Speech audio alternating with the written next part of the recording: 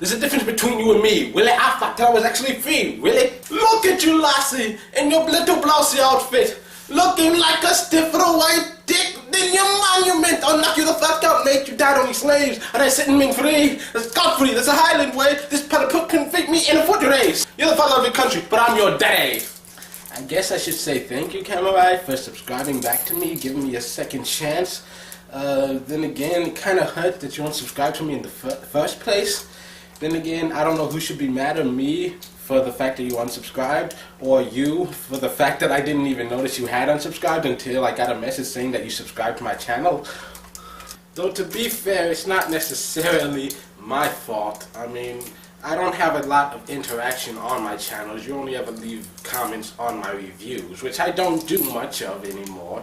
I decided to do this one, I guess, as a thank you for giving me another chance, and also just know, don't expect too much more of this. So this week for Hashtag We Are Movie Club, it's Red vs. Blue Season 5, which, for me, personally, my experience with this series, like, a friend turned me on to it, like, in 2011. They were like, oh my god, you gotta see this, it's so funny. And so I watched the whole thing from beginning to end in a matter of weeks. It's a very fun show. But, like, for me, the first 5 seasons, which are the Blood Ghost Chronicles, those are just, I watched those passively just for stupid comedy. And going back and watching this again, first of all, wow, I forgot how the animation changes over time. As it gets better, you just kind of expect it to grow, but then you go back and watch and it's just like, wow, that's what it used to be. It's been so long. I mean, for me personally, when it comes to Red vs. Blue, at first it was something fun to do with friends. You know, you watch something, and you watch this, it's got stupid comedy, and it's fun to have on in the background when you're doing something else. But for me personally, like seasons 6 through 10, that was the best part of it, honestly. I mean, if they had ended on season 10, which I actually fully expected them to do, I would have been very, very happy with that. I would have preferred that, actually.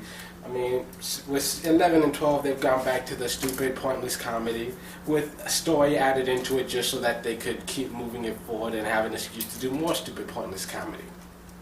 And I didn't pay attention to this before, but watching this series, it does become very obvious that it was made by guys, which is probably one of the reasons why I'm able to laugh so hard at it.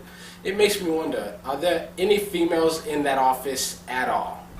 I mean, in this season, the biggest things that happen are they introduce Sister, who is a girl, which automatically makes her hot because, well, you're in the desert with a bunch of guys for 5 years.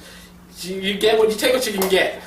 I mean, it's a good show. I enjoy watching it, but for me, it's just, you know, I consider this to be silly, pointless humor with storylines sprinkled in throughout so that you can feel like there's a reason you're watching this.